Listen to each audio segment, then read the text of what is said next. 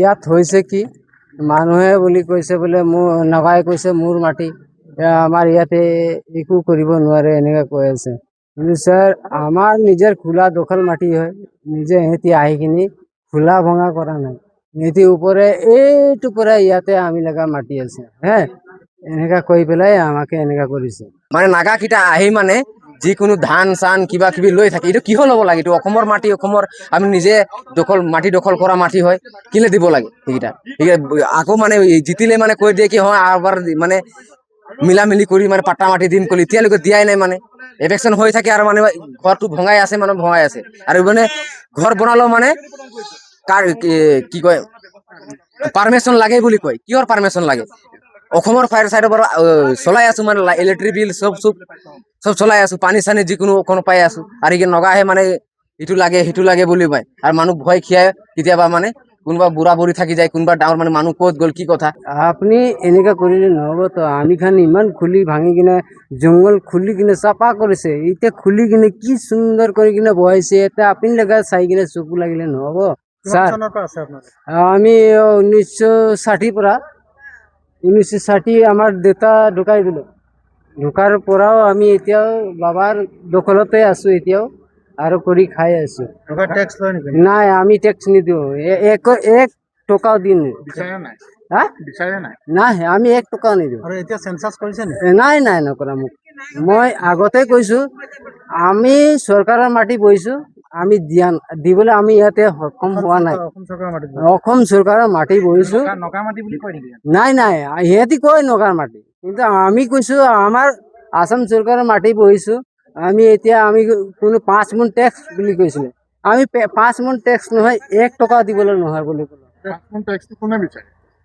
নগাই কৈছে, যোনে সেই মানে মাটি দখল যিকেইটা কৰিছিলে সিহঁতি কয় 5 মোনকে ধান দিব বুলি কৈছে।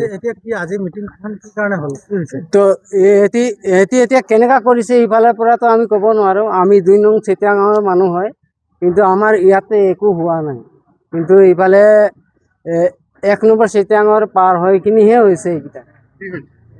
ইহঁতি কি হৈছে মানে এতিয়া কেনেকা হৈছে মানে ক'বও নোৱাৰো। মই গৈ পেলাই চোৱাও নাই। আপোনালোকে যে ইয়াত বৰ্ডাৰত আছে, চৰকাৰৰ বস্তুৱে পাই আছে। অসম চৰকাৰৰ কাৰেণ্ট পানী অসম চৰকাৰে পায়। অসম চৰকাৰ পাই আছো, খাই আছো, জীয়াই আছো। আৰু মই আমাক কৈছিলে নগাই ভাই আমি 5 মোন দিবি। আমিতো কৈছে আমি আপনি লগা বাবা মাটির বরাত নাই, আমি নিজে খুশি লাগা মাটি বইছে, আপনি 1 টাকা भी দিবেলে নয়। আপনি যাইছে কলে যাবি, নহলে নহবে। আর আইসে কলে তো আমি পাবলেরই নাই। সেন্সাস কৰিছিলে আমাৰ এইটো 2 নম্বৰ চেতিয়া গাঁও কৰিছিলে বহুত, আৰু 1 নম্বৰো কৰিছে। কিছুমানে দিয়ে কিছুমান নিদিয়ে। যোৱাকালি মাৰপিট হৈছিলে, এইটো বোলে এইটো চেইনপুৰ হৈছে এইফালে, কিন্তু মই যোৱা নাই যোৱাকালি দেই। মই কামত আছিলো, ঘৰতে আছিলো। মই ঘৰৰ পথাৰতে কাম কৰি আছিলো।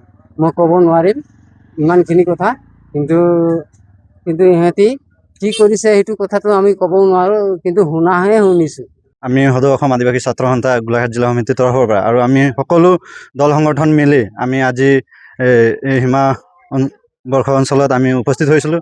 যিহেতু আজি গম পাইছোঁ আমাৰ BM ছাৰ আৰু নাগালেণ্ড BM-ৰ লগত যি আজি বৈঠক, এই বৈঠকৰ সুযোগ লৈ বা বৈঠক আছে বুলি আমি খবৰ লৈ আহিছিলোঁ। আমি ভাবিছিলোঁ আমাৰ দল সংগঠন বা আমাৰ ৰাইজক সেই বৈঠকত সংযোগ কৰিব বা একেলগত বহাব, আমি কথাখিনি গম পাম কিনো সিদ্ধান্ত লয়। আমি দেখিব পালোঁ যে এই বৈঠকত আমাৰ দল সংগঠন বা গামোৰা বা আমাৰ ৰাইজক এজনকো লৈ নগ'লে।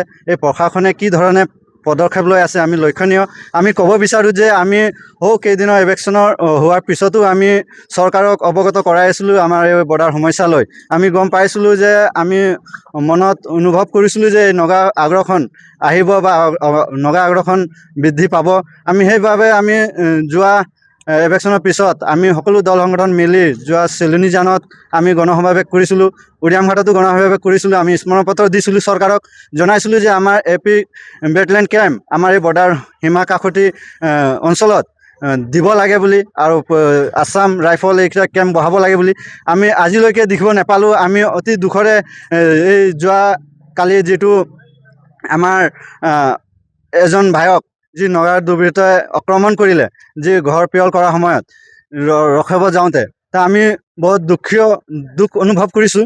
যিহেতু আমি ভাবোঁ এই চৰকাৰে আমাক সুস্থ চকুৰে বা সুস্থ মগজেৰে আমাক চাই আৰু আমাৰ 2 নম্বৰ শান্তিপুৰ, 2 নম্বৰ চতিয়া গাঁও আৰু কেম্পবোৰত আমাক আছাম বেটেলিয়ন কেম্প নিয়োগ কৰি দিব লাগে। যিহেতু আমাৰ জনসাধাৰণে আমাৰ সকলো খেলঞ্জীয়া ৰাইজে মানে সুৰক্ষিত অনুভৱ কৰিব পাৰে। সুৰক্ষিত অনুভৱ নাই কৰা নেকি? এতিয়া এতিয়া সংসদত আছে নিশ্চয়, যিহেতু CRPF বাহিনী থকাৰ স্বত্তেও মানে ভয় ভাবুকিৰে জীয়াই থাকিবলগীয়া হৈছে। সেইকেইটা থাকিও মানে একো পদক্ষেপ ল'ব নোৱাৰে। মানে যেনেকুৱা অসম মানুহক মানে যেনেধৰণে অসম চৰকাৰ বা অসম পুলিচ প্ৰশাসনে ব্যৱস্থা ল'ব লাগে সেইটো দেখিব পোৱা নাই আমি। হয়, যিহেতু আমি আপোনালোকে গমেই পায় সংবাদ মাধ্যম যোগেদি, যিহেতু আমাৰ বাংলাদেশী সংযোগযুক্ত যি মিয়াসকল আছিলে সেইবোৰ উচ্ছেদ কৰাৰ পিছত যিহেতু সেইসকলে নগাসকলে সিহঁতক মানে আশ্ৰয় দি থৈছে আৰু সেই সিহঁতৰ যোগেদি মানে এই মাটিখিনি মানে সিহঁতৰ লোভেদি মানে আগ্ৰাসন চলাইছে। আমিও অনুভৱ কৰি আছোঁ মানে, যিহেতু দেখিব পাইছোঁ আমি এইবোৰ বস্তুকেইটা। ব্যাপক যিটো উত্তেজনা হৈছে তাৰ আঁৰত দ্বিতীয় শক্তি আছে।